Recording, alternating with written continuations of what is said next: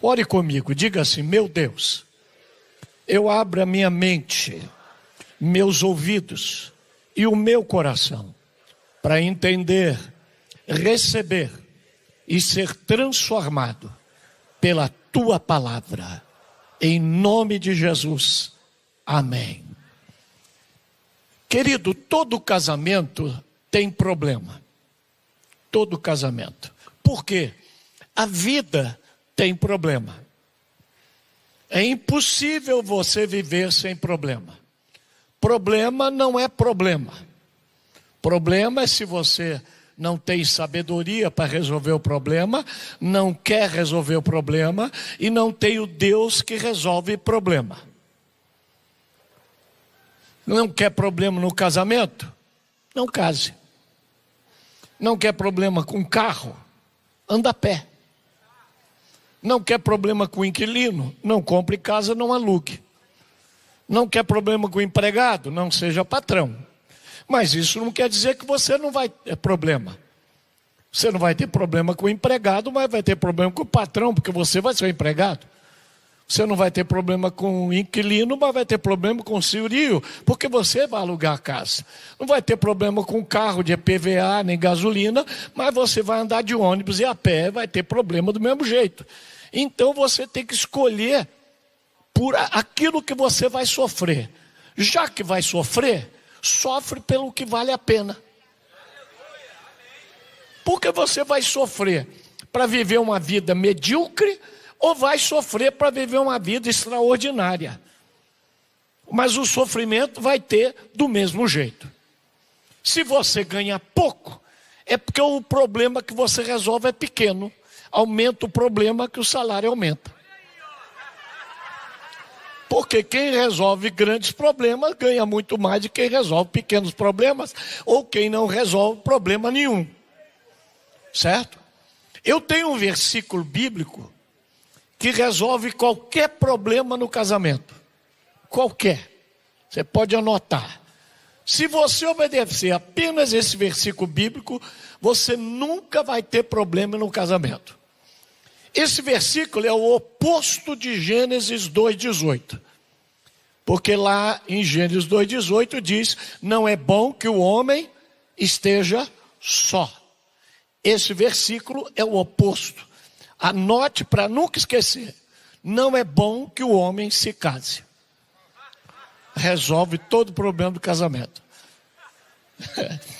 O único problema é que esse meu versículo, infelizmente, não está na Bíblia. Não é? O que eu quero dizer com isso, querido, é que casamento é um lugar de dificuldades. Você quer ter filho digno? Vai ter problema. Não é? A Bíblia diz que o caminho que leva ao céu é o quê? Estreito. Mas aí, estreito, querido, não é só o caminho que leva ao céu. O caminho que leva à vitória é estreito. Você quer que tenha uma casa própria? É estreito. Você quer ter um casamento digno? É estreito. Você quer ter filhos dignos? É estreito. Você quer ter um carrão? É estreito. Você quer vencer na vida? É estreito. É por isso que a maioria não tem, porque a maioria quer vida fácil. Quem quer vida fácil não vai ter casamento bom. Quem quer ter vida fácil não vai ter grande coisa na vida, porque para ter grandes coisas na vida é difícil. Tem que ralar. Tem que ralar. E tem gente que não quer. Não é somente eu que afirmo essa verdade. O apóstolo Paulo escreveu em 1 Coríntios 7, 27 e 28. Ele diz assim, melhor, você que está casado, não procure separar-se. Está solteiro, não procure esposa. Mas se você vier a casar, você não comete pecado. E se uma virgem quiser casar, também não comete pecado. Mas aqueles que se casarem enfrentarão muitas dificuldades. Está aí. Muita tribulação. Você tem esposa? Então não procure separar. Você é solteiro? Não procure casar. Se quer casar, não tem problema, case. Se a moça solteira quer casar, também não tem problema. Mas eu gostaria, diz Paulo, de poupar vocês das tribulações do dia a dia. Porque casamento não é para frouxo, casamento é para macho. Casamento é para macho. Casamento é uma escola de quebrantamento. Deus não usa nada tão poderoso como o casamento para mudar a gente. Não é? Casamento. Quando você casa, você não é mais seu. Sua casa não é sua, sua vida não é sua, teu tempo não é seu, teu dinheiro não é seu. Tudo é do outro. Casar, querido, casar é dar ao outro um revólver, dando ao outro o direito de te matar, sabendo que o outro jamais fará isso porque te ama. Porque se tem alguém que pode acabar com a minha vida, é a minha esposa. Porque ela conhece, me conhece de trás para frente, conhece meus barulhos, meus cheiros, conhece tudo. E você dá direito ao outro. Agora tem gente, não, eu sou dono, você não é dono de nada. Você casou, você não é mais dono de nada. E se você tem filho, você não é dono de nada. E se você tem neto, piorou. Piorou, porque eu quando chego em casa, a minha neta está vendo televisão, ela já vira para mim e fala, vovô, estou vendo desenho. Significa que eu não posso ver televisão. Aí ela já almoçou e eu vou almoçar. Aí ela chega perto e fala, vovô, eu quero. Aí eu dou uma colherada para ela, uma garfada, ela, não gostei não, joga no meu prato. Eu não tenho direito a nada. Acabou, não tem direito. Deu para entender? O ator Clint Eastwood, ele diz o seguinte, todos os casamentos são feitos no céu. Mas também são no céu que existem trovões e relâmpagos. Então, tem marido que troveja, tem mulher que troveja, não é? Tem uns que é só dar um toquinho assim, parece que são feitos de bola de festa de criança. É o Hulk. E tem umas rucas também. Não é? De vez em quando. Muita gente me procura apavorado. Pastor Silmar, alguma coisa está errada no meu casamento, eu estou com problema. E eu respondo, não tem nada errado, o casamento é assim mesmo. Não é? Tribulação no casamento é normal. Talvez você esteja dizendo, então para que eu fui casar? Eu respondo, agora é tarde demais. Não é? Já era. Não me entenda errado, casar. Casar foi uma das melhores decisões que eu tomei. Meu casamento é extraordinário, fantástico, maravilhoso. Eu tenho uma mulher que é difícil achar. Há muitos versos na Bíblia, mas há muitos versos na Bíblia que corroboram para o que eu estou dizendo. Não é? Você não precisa ser um teólogo para interpretar o que eles querem dizer. Por exemplo, Provérbios 14:4. Olha o que diz. Onde não há boi, o celeiro fica vazio. Mas da força do boi vem grande colheita.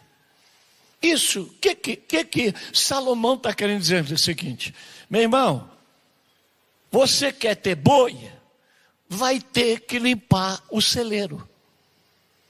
Porque boi faz caca. Agora, não dá para criar o boi sem limpar a sujeira. Entendeu? Tem gente que só quer beber o leite da vaca, comer a carne da vaca, mas não quer limpar a sujeira. Pergunta para esse irmão do lado aí, tua vaca faz muita sujeira?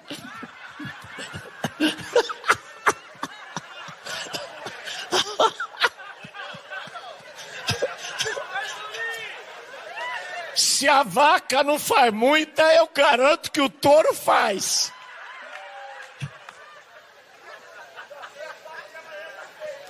Meu irmão, é uma coisa simples. Agora, o que a pessoa que tem boi e vaca faz? Ele limpa o curral, usa a sujeira como adubo e até vende a sujeira. Pergunta para esse casal aí, quer comprar a minha? Porque você tem que aprender a lidar, não é? Se quem não quer lidar com o estrume, com a sujeira, não pode criar o gado. Se não quer conviver com a sujeira, só tem um jeito. Você não pode ter vaca. Na fazenda você pode contratar um peão para fazer o trabalho sujo. Já no casamento você não pode contratar ninguém. É você que tem que limpar a sujeira. Agora, querido, por que o fazendeiro, ele continua criando vaca? Porque ele não olha só para o lado negativo da coisa, ele olha para o lado positivo da coisa. O problema é que muito casal só olha para o lado negativo e não olha para o lado positivo do relacionamento. E se você fizer uma lista, você vai ver que as coisas positivas que existem no seu casamento são muito mais do que a sujeira que você fica enxergando o tempo todo. Se o gado faz tanta sujeira, por que as pessoas continuam criando? Por causa do versículo 14, 4, a parte B do versículo. Porque pela força do boi há abundância de colheita. Significa que o boi e a vaca fazem sujeira, mas dão lucro. A minha vaca dá lucro. Deu? Eu estou dando lucro. Todo mundo ama o lucro que o gado produz, mas ninguém quer conviver com a sujeira. Com o ensino de Deus, Salomão e eu mesmo estou tentando ensinar. É impossível ter um sem o outro. Não há lucro sem sujeira. Não existe casamento totalmente livre da bosta.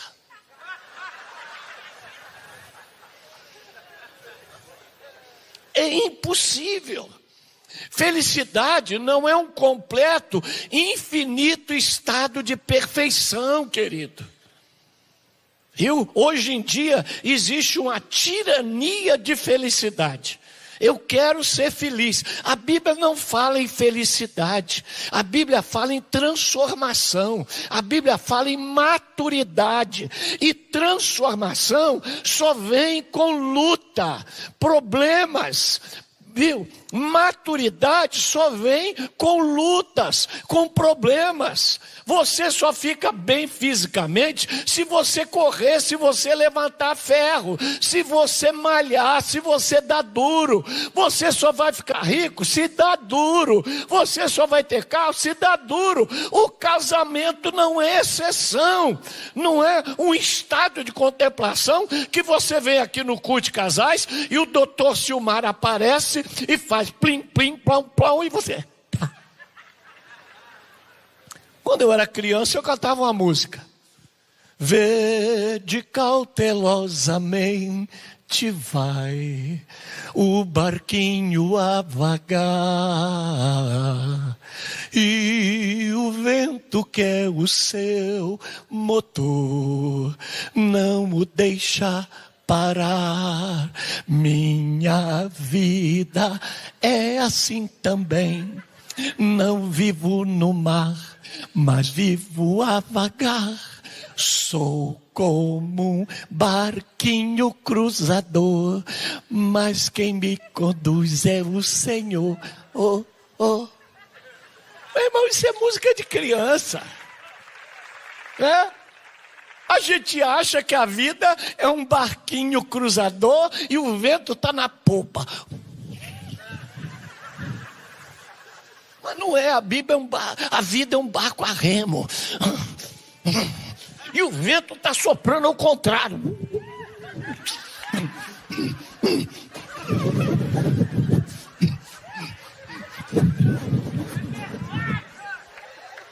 Vira para o seu irmão e fala: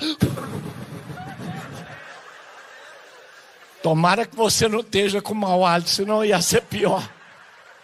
O vento ia estar ao contrário de verdade. A questão então, querido, não é ter um casamento livre da sujeira, mas ter uma visão positiva dos problemas que ocorrem no casamento. Por exemplo, minha esposa teve AVC, ficou 18 dias na UTI, e o médico disse: se ela ficar viva, não vai andar e não vai falar. Colocou um estende no cérebro, um na carótida. Quando eu fui lá para Vila Velha, que ela estava lá, e eu estava pregando aqui no Rio, quando eu entrei, o médico disse: se ficar viva, não anda, não fala. Quando eu entrei, ela começou a chorar, e eu falei: fica boa logo, que já tem 20 irmãs da igreja querendo casar comigo. Aí ela...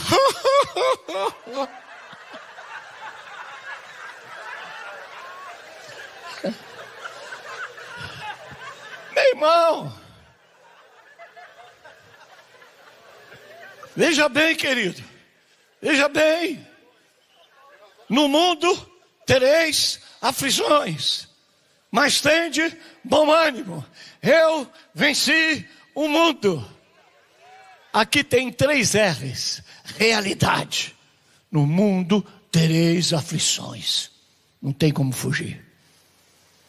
Mas diante da realidade da aflição, tem um segundo R, reação.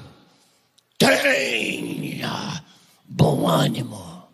E se diante da realidade da aflição, você tiver a reação correta, aí vem o terceiro R, resultado. Eu venci o mundo. Então está vencido, acabou. Agora o problema é que a nossa reação é errada. Diante da aflição, em vez de a gente adorar, a gente reclama. Em vez de vir para a igreja, a gente abandona. Em vez de adorar, a gente fica murmurando. Em vez de amar o outro, a gente grita, a gente briga, a gente fala, a gente acusa, a gente cobra, a gente quer mudar. Meu irmão, é amando, é perdoando, essa é a atitude correta. É isso que a vida muda, é conversando, é ajeitando, é fazendo uma construção positiva.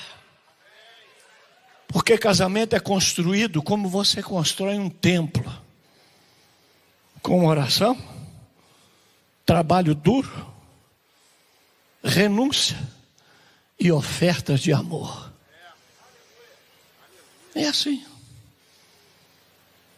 Simples assim. Porque se tudo que você tira do seu relacionamento é sujeira, e me permita usar a palavra aqui, é bosta. Tanto a vaca como o touro estão doentes. Porque uma vaca e um touro saudável não produzem só sujeira. Se vocês só estão produzindo sujeira, se vocês só estão produzindo mágoa, se vocês só estão produzindo briga, vocês estão enfermos. E é por isso que você está aqui, para ser curado no nome de Jesus. E ter uma experiência que vai te levar a não só produzir sujeira, mas produzir lucro.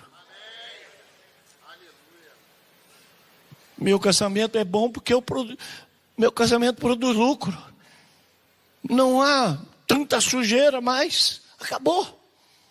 E apesar de todos os seus problemas, o casamento é uma instituição divina maravilhosa.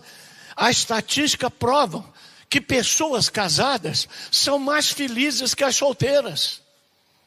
Pessoas casadas são mais saudáveis que as solteiras. Pessoas casadas ganham mais dinheiro que as solteiras. Pessoas casadas têm mais prazer sexual do que solteiros. Agora, não é isso que a cultura nossa ensina. onde o solteiro se diverte para valer e os casados vivem uma vida miserável. Meu irmão, isso não é correto, isso é uma visão errônea. Eu sou casado e eu vivo uma vida extraordinária, minha vida é boa. Casados vivem mais do que solteiros. Ficar solteiro equivale a fumar 2 maços de cigarro por dia. Pior que isso é ser solteiro e fumar 2 maços, porque aí ele está fumando 4. Para você ter ideia, casamento é maravilhoso desde que você faça as coisas do modo certo. O grande problema é que a grande maioria casa e não faz as coisas do modo certo. Aí é que está o problema. Porque, querido, existem leis físicas. Se eu botar o pé aqui, eu vou cair. É uma lei física. Se eu ultrapassar a velocidade, eu vou bater. É uma lei física. Se eu entrar na água e não souber nadar, eu vou morrer. É lei física. E existem leis de relacionamento, que se você não obedecer, você vai ser infeliz. Você vai ser ferido e vai ferir. E aí, a Bíblia tem um texto que está em Jeremias 18, que eu quero conversar com você sobre isso. Olha o que diz o texto.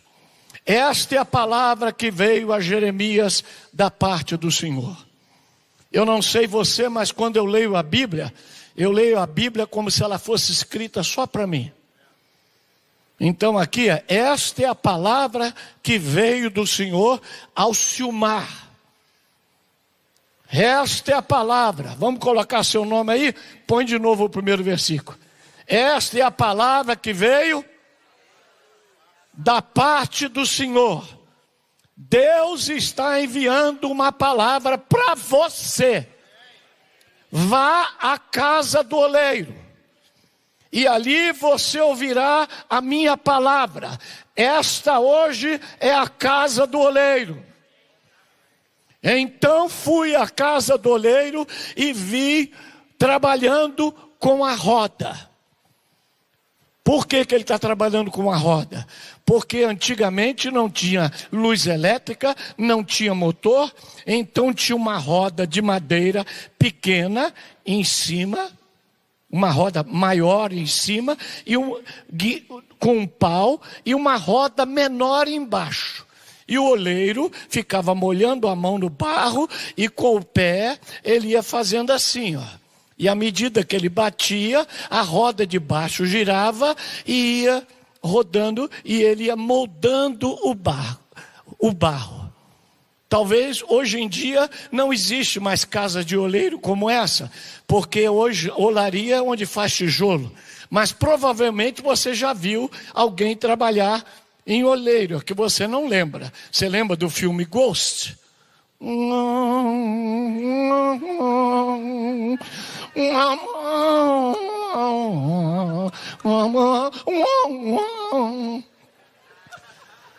Fala para esse homem aí, de vez em quando você tem que...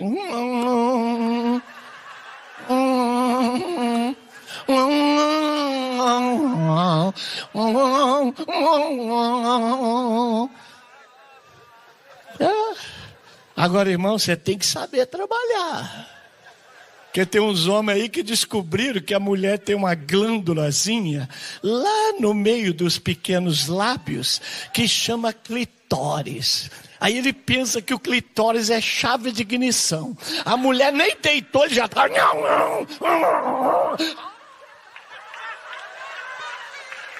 Vai devagar aí, rapaz. Vai devagar. Essa coisa aí é sensível, você tem que ir devagar. Tem que ir devagar. Coloca o texto de novo, por favor. Vamos voltar aqui. Pastor, o senhor está falando de sexo e Bíblia? Meu irmão, na Bíblia tem um livro que só fala de sexo. Cantar de Salomão não tem a palavra Deus nenhuma vez. Só fala de sexo. Lá diz o seguinte, ó, a mão esquerda do meu amado está debaixo da minha cabeça, e sua mão direita me acaricia. O que o homem está fazendo, irmão?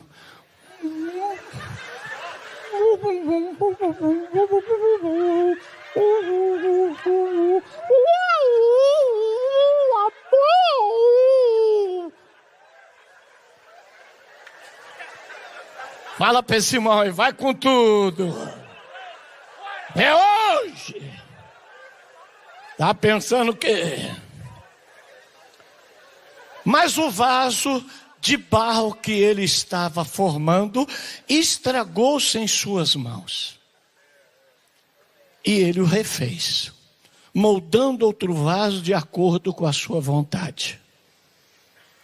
Outro dia um pastor disse assim, ele errou, eu fui conversar com ele, e ele falou, pastor, mas a Bíblia diz que o vaso quebrado, o oleiro refaz. É verdade, mas o vaso refeito foi aquele que estava sendo feito. Não é o vaso que foi no fogo e endureceu. Obreiro, pastor, líder, já é vaso que foi no fogo. Não quebra não. Não quebra não. Continua lá o texto, por favor. Então o Senhor dirigiu-me a palavra. Então o Senhor falou, ó casa de Israel, será que eu não posso fazer com vocês o que eu fiz com esse vaso do oleiro? Como barro nas mãos do oleiro, assim é você na minha mão. Então o vaso quebrado pode ser você. Agora, aqui hoje, há vasos partidos.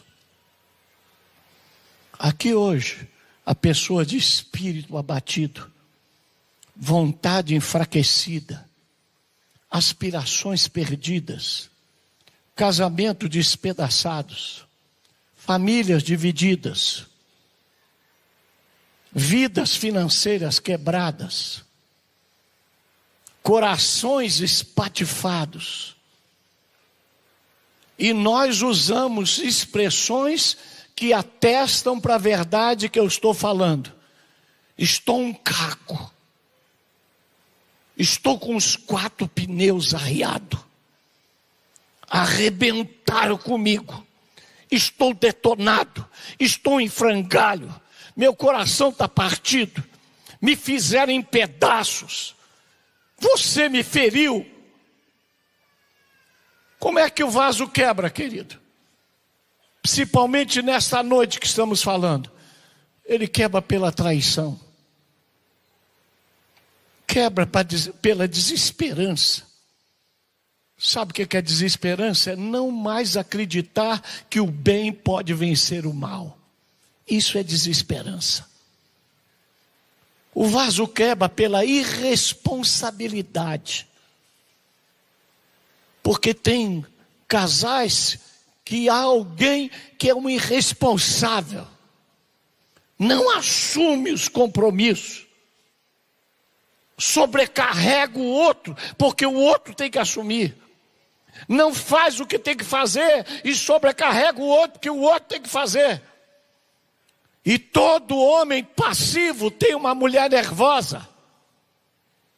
Porque ela é obrigada a trabalhar fora, é obrigada a criar filho, é obrigada a vir na igreja, é obrigada a fazer o serviço de casa e é obrigada a fazer tudo que ele tem que fazer, que ele não faz.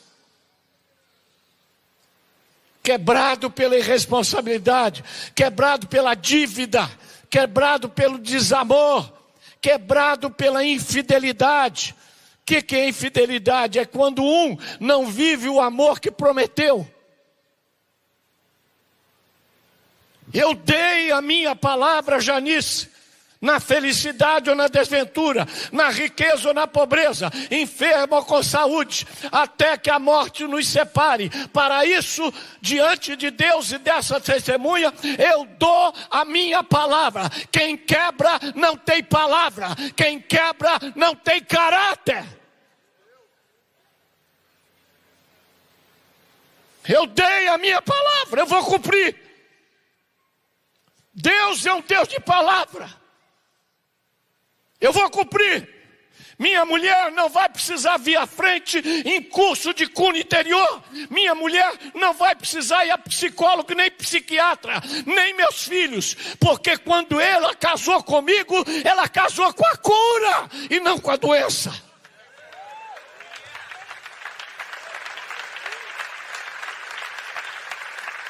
Eu sou o homem de Deus, que Deus colocou na minha casa para curar minha família, para abençoar minha família, para restaurar minha família, para guiar minha família, para ensinar a verdade. Deus me colocou na minha família para eu ser o homem de Deus na vida deles. Eu quero que o Deus um dia apareça para meus filhos. E ele diga, como disse para Isaac e Jacó: eu sou o Deus do teu pai. E quando ele disser, eu quero que o meu filho responda: se tu és o Deus do meu pai, eu te recebo. Tu és bem-vindo, porque tu fizeste meu pai um homem bom. Tu fizeste meu pai meu amigo. Tu fizeste meu pai honrar minha mãe. Tu fizeste meu pai ser fiel a ela. Eu te recebo. Agora, menino aí, que se Deus aparecer e disser: eu sou o Deus do teu pai, ele diga: se tu és o Deus do meu pai, eu te rejeito, porque meu pai é um rato de igreja, mas nunca me deu um abraço. Meu pai come churrasco com político corrupto, mas não me leva para comer no McDonald's. Meu pai dá atenção a todo mundo, mas não é capaz de ir no campo ver eu jogar bola. Eu não te quero, eu te rejeito. Tu roubaste meu pai de mim.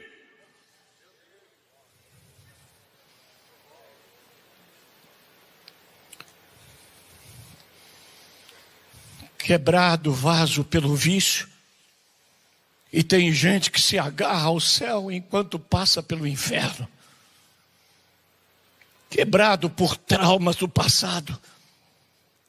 Quebrado pela indiferença. Pelo pouco caso. Quebrado pela falta de tempo. Nunca tem tempo para mim. Tem tempo para tudo, menos para mim. Tem mulher que tem inveja do carro, que o marido passa o carro de sábado inteiro lavando o carro, tira banco do carro, passa pretinho no carro. Ela fica doida que o marido passa o pretinho nela também. Pelo amor de Deus. Quebrado pelo pecado, quebrado pelo esquecimento, porque não lembra de data, não lembra do outro, quebrado pelo abandono, quebrado pela agressão, quebrado pelo abuso.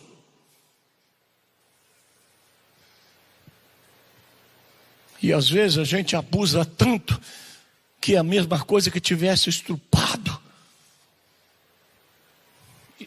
Estrupa as emoções. E a pessoa que é magoado, estrupado, ela acha que ela é culpada. Porque quando ela é agarrada pelo safado, ela tem prazer. Então ela acha que não podia ter prazer se aquilo está errado. E ela se condena. E tem gente, tem esposa, tem marido se condenando. Que o outro estrupa as emoções, a vontade, os desejos, os sonhos, destrói. E ele ainda fica achando culpada porque os sonhos foram destruídos e ela não pode fazer nada. Quebrado pela falta de respeito, pela falta de consideração, pelas expectativas que não são alcançadas. Quebrado por escolhas erradas que a gente fez. Comprou o que não devia, gastou onde não devia, gastou e agora envelhece e não tem. E vamos ficando quebrado porque não sabe como vamos viver amanhã. Quebrado por situações imprevisíveis, quebrado pela morte, quebrado por acidente, quebrado por palavras injustas, quebrados pela ausência de perdão, pelo orgulho, que nunca admite estou errado, que nunca admite que errou, quebrado pela perfeição, porque o outro quer ser tão perfeito, quer ser tão crente, quer ser tão justo, que colocam um jugo no outro que o outro é incapaz de chegar.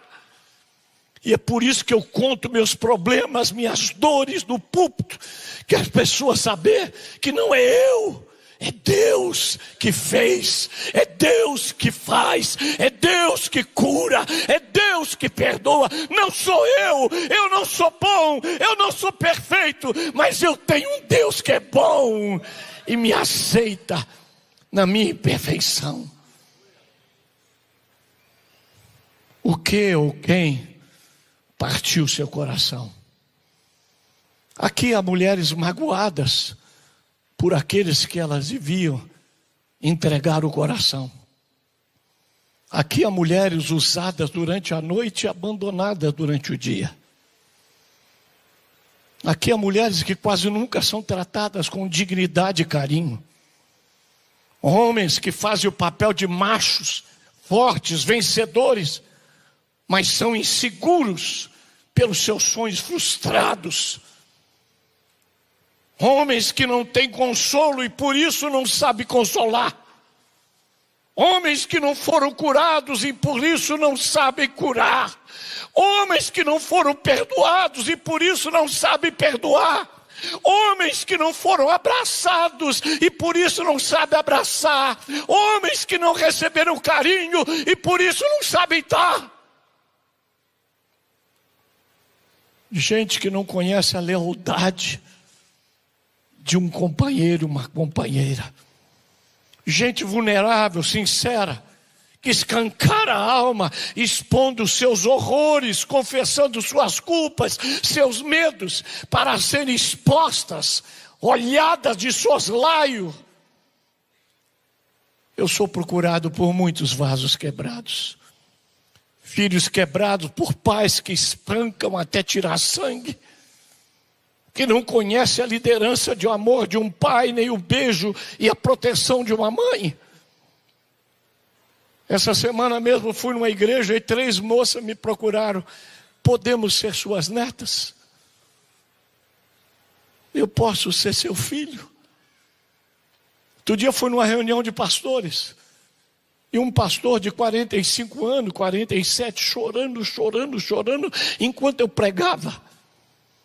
E aí, na hora do apelo, ele veio à frente chorando copiosamente. Eu desci do púlpito, fui, abracei ele, e ele soluçando. Eu falei, o que foi? Ele falou, o senhor está vendo aquele pastor de terno e gravata, de cabelo branco? Aquele é meu pai. É o presidente da nossa igreja. Hoje foi a primeira vez em toda a minha vida que ele me abraçou e me deu um beijo.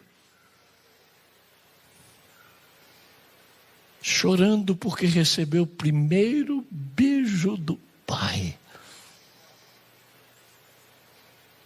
Presidente da obra. Somos traumatizados pelas sequelas de uma família doente e opressora. Gente que não tem ninguém que empreste R$1, ninguém que seja fiador. Gente olhada com desconfiança, até mesmo dentro da igreja, há vasos quebrados. Porque a maioria de nós posa de vencedor para não demonstrar fraqueza. Mas muitos de nós estão quebrados pela vida, quebrados pela ansiedade, quebrados pela dor, quebrados pela angústia, quebrados pela depressão, quebrados pela vontade de morrer. E você não é o primeiro a sentir-se quebrado. Já me senti quebrado muitas vezes. Em São Paulo, eu ganhei um rapaz para Jesus. Batizei-o, discipulei. Ele era corredor. Aí a igreja colocou o apelido dele de Carl Lewis. Pastoreei o Carl Lewis. Visitei o Carl Lewis. Orei com o Carl Lewis. Discipulei Carl Lewis. Um dia o telefone tocou bem cedo. Era a mãe dele. Só pode vir aqui em casa. Uma tragédia. Corri para a casa dela. Cheguei no quintal. Ele tinha subido numa árvore. Pegou a mangueira d'água e amarrou no pescoço. Se jogou lá de cima, a mangueira foi esticando, até que ele tocou o chão e ele ficou em pé ali a noite toda. com o rosto da morte. E a mãe não sabia o que fazer. Eu fiquei arrasado. Como é que eu fui deixar um membro da minha igreja se matar? Por que eu não vi que ele estava ansioso? Por que eu não vi que ele estava deprimido? Por que eu não orei com ele? Por que eu não dei atenção? Meu Deus, que pastor sou eu! Quebrei. Fiquei quase um ano quebrado. Um dia eu fui numa reunião de pastores. Sentei no primeiro banco, como eu gosto de sentar. Veio um senhor de cabeça branca, sentou do meu lado. O nome dele era Charles. Nunca mais vi esse Charles. Não sei de onde ele era. Sentou do meu lado. E o pregador, naquele dia, disse: hoje você vai pegar essa pessoa do seu lado e vai contar qual é a sua maior dor, aquilo que quebrou seu coração. Eu contei para o Charles a história do Carl Lewis. E ele virou para mim e disse: Silmar, nem Jesus pôde impedir Judas de se matar. Curou na hora. Tirou a dor na hora. Uma palavra. E Deus trouxe alguém aqui, porque Deus vai te curar hoje. Hoje Deus vai curar alguém aqui. Hoje Deus vai curar famílias aqui.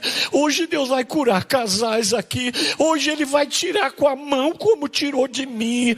Porque Ele cura, Ele restaura, Ele transforma, Ele abençoa. Olha o Salmo 31, 9 a 13. É Davi que está dizendo: tem compaixão de mim, Senhor, estou angustiado. Consumido estão de tristezas os meus olhos, a minha alma e o meu corpo, a minha vida está gasta de angústia, e os meus anos de suspiros, minha força acabou, os meus ossos estão quebrados, eu sou a vergonha dos meus vizinhos, eu sou como um vaso quebrado, e eu tenho ouvido difamação e terror de todos os lados, a minha vida está acabada. É o salmista que está falando, querido. Ele está quebrado, mas o Deus que conserta está aqui, o Deus que restaura está aqui, o Deus que liberta está aqui, e hoje vai acontecer um milagre aqui.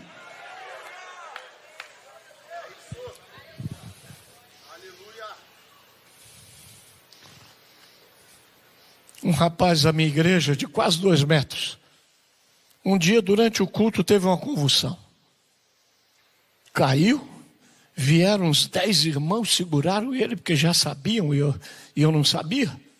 Agarraram ele, e ele, aquele estertor, pegaram ele e levaram para o hospital. Quando acabou o culto, eu perguntei: o que aconteceu? Ah, pastor, de vez em quando ele dá isso. A gente leva ele para o hospital, dá um sossega-nião, ele dorme uns 3 dias, aí ele fica bom, por um tempo. Quando ele saiu do hospital, eu fui na casa dele. Eu chamava ele de Doca. Falei: Doca, o que foi aquilo? Ah, pastor, de vez em quando eu dou isso, eu fico morto de vergonha. Falei: Doca, você aceitou Jesus como teu Salvador? Aceitei, sim, Senhor. Se você abrir o coração para Jesus, onde é que Ele está? Está no meu coração. Quem é mais forte? Jesus ou essa coisa que te pega? Jesus. Jesus está onde, Doca? No meu coração. Então, se Jesus está no teu coração, Doca, e Ele é mais forte, você não vai dar isso nunca mais. Você acredita, Doca? Acredito. Ajoelha aí, Doca. Botei a mão na cabeça do Doca. Orei. Quando ele levantou, falei: agora eu quero te fazer uma pergunta. Você ama Neir? Amo. Então você vai comprar um presente, você vai casar com ela. Ah, mas eu não posso casar com ela porque eu tenho medo. A coitadinha veio aí, como é que ela vai fazer? Mas Doca, hoje eu orei por você não vai dar nunca mais. Você vai comprar um presente, vai me trazer, eu vou pedir a mão dela em casamento para você. Ele comprou presente, dei a Neir, casei os dois. Doca se tornou diácono, presbítero, líder de uma congregação, e nunca nunca mais deu com você. Jesus conserta o vaso partido. Tinha uma moça da minha igreja chamada Joaninha, 14 anos. Joaninha sumiu da igreja. Aí eu tenho o costume de mandar uma carta. Mandei uma carta para Joaninha, pedi alguém para visitar ela e ela não vinha na igreja. Aí eu resolvi ir lá. Ela morava numa casa de madeira lá num bairro. A casa não tinha forro. Cheguei, o pai dela e a mãe me receberam na sala. Falei, Joaninha está aí? Não, ela não está. Mas eu vi que eles estavam mentindo. Conversei com eles um pouco. Aí falei, Joaninha, eu te amo, Joaninha. O que aconteceu, minha filha? Eu fiz alguma coisa que te magoou? Alguém da igreja fez alguma coisa que te magoou? Nos perdoa, Joaninha. Por que você não está vindo na igreja? Aí Joaninha saiu lá de dentro, com a carta que eu mandei na mão, chorando. Estava grávida. 14 anos. Falei, Joaninha, como é que você ficou? Pastor, eu não sei. Como é que você não sabe, Joaninha? Um homem, pastor, ficou indo na porta da escola. E ele começou a conversar comigo um dia, 2, 3, até que ele me ofereceu carona. Me botou no carro dele. E um dia ele parou o carro, pastor, me encostou no muro. Pastor, eu não tive sexo com ele, pastor, mas ele me sujou. E aquele dia ele não me trouxe em casa. E eu não sei se você sabe, o espermatozoide, ele anda 2 horas depois da ejaculação. E a menina ficou grávida, virgem. Levei ela no médico, ela estava virgem. Falei, quem é o homem? E ela falou, o homem era dono de uma relojoaria. Casado, tinha 2 filhos, tinha uma amante, tinha 2 filhos. Engravidou a menina. Botei um terno preto, gravata preta e fui lá. Quando eu entrei, ele pensou que era cliente, veio me atender. Sou o senhor fulano? O senhor conhece a Joaninha? Conheço não. Uma menina que estuda aqui, no Rivadavia Correia? Conheço não. Uma lourinha que mora lá no bairro Wilson? Conheço não. Conhece sim, você engravidou ela. Eu? Engravidou.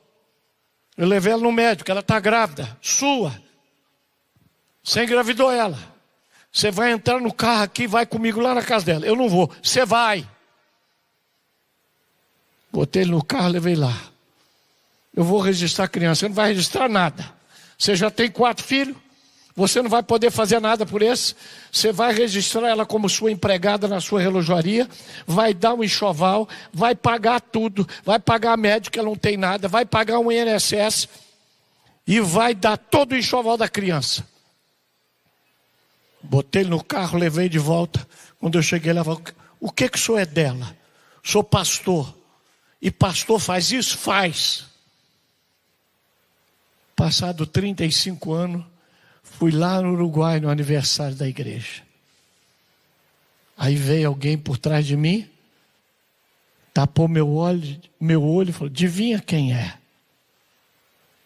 Aí eu passei a mão, falei, não sei. Quando eu olhei, era uma moça lourinha, de olhos azuis. O senhor sabe de quem eu sou filha? Eu sou filha da Joaninha. Meu nome é Graça. E a Joaninha casada com mais 2 filhos, chorando e falou, pastor, obrigado, porque Deus cura o vaso quebrado. Deus reconstrói o vaso quebrado. E Atos 9,15 diz: disse-lhe o Senhor, vai, porque esse para mim é um vaso escolhido, e Deus me trouxe aqui hoje, porque aqui há vaso escolhido, aqui há vasos que Deus quer restaurar, aqui há casais que Deus quer curar, aqui há homens que Deus quer fazer romântico, há homens que Deus quer fazer presente, há homens que Deus quer fazer carinhosos, há homens que Deus quer fazer anjos da parte de Deus para a sua família. Aqui há mulheres quebradas que vão sair daqui hoje libertas, curadas, restauradas, para viver o melhor dia da sua vida e ser feliz como nunca antes foi, porque Deus restaura o vaso quebrado. O pior, querido, não é ter o coração partido. O pior é transformar o coração em pedra. São as feridas que criam em nós a necessidade de receber um milagre. E se vamos receber um milagre ou não, depende do que faremos, do que a gente faz quando a gente é ferido. Vamos permitir que as feridas o levem a um nível baixo de mágoa, de amargura, de separação e nos destruir? Ou que as feridas nos levem a um nível mais elevado de perdão, reconciliação, para nos moldar e tornar gente quem a gente nasceu para ser e quer ser? O que as feridas fizeram a Jesus? Ele foi moído, mas ele salvou. Ele foi ferido, mas ele amou. Ele foi ferido, mas perdoou. Ele foi ferido, mas disse: Senhor, perdoa, eles não sabem o que fazem. Ele estava ferido, e na hora da ferida ele diz: hoje mesmo tu estarás comigo no paraíso. Na noite em que foi traído, ele tomou o pão e partiu. Na noite que foi traído, ele criou comunhão, ele criou ceia. Na noite que foi traído. O que você faz na noite em que é traído?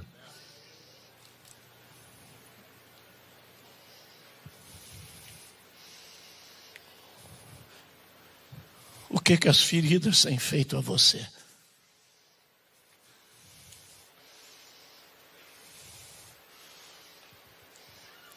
Eu vi um filme com Anthony Quinn. Ele era um esquimó. Eu não sei se você sabe, para o esquimó, os cachorros são mais importantes que a esposa. Mais importante que tudo. Sem cachorro ele não vive. O esquimó empresta a esposa para te aquecer, mas não empresta o cachorro. Porque quando você visita um esquimó, ele dá a esposa para dormir com você, para te esquentar. Não é para ter sexo, é só para esquentar. É uma grande honra.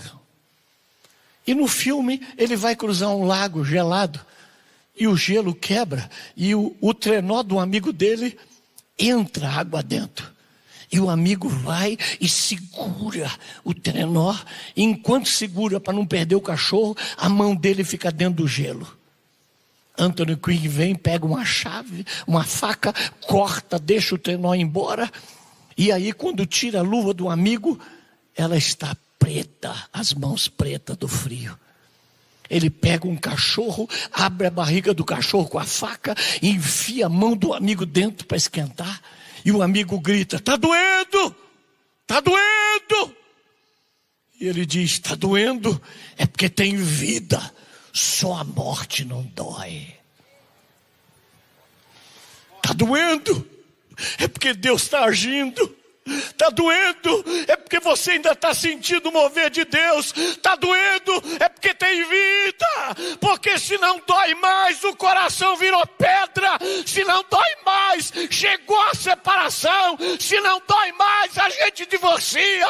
Se não dói mais, a gente desiste, entrega os pontos. Está doendo, porque ainda tem vida. E aquele que dá a vida está aqui.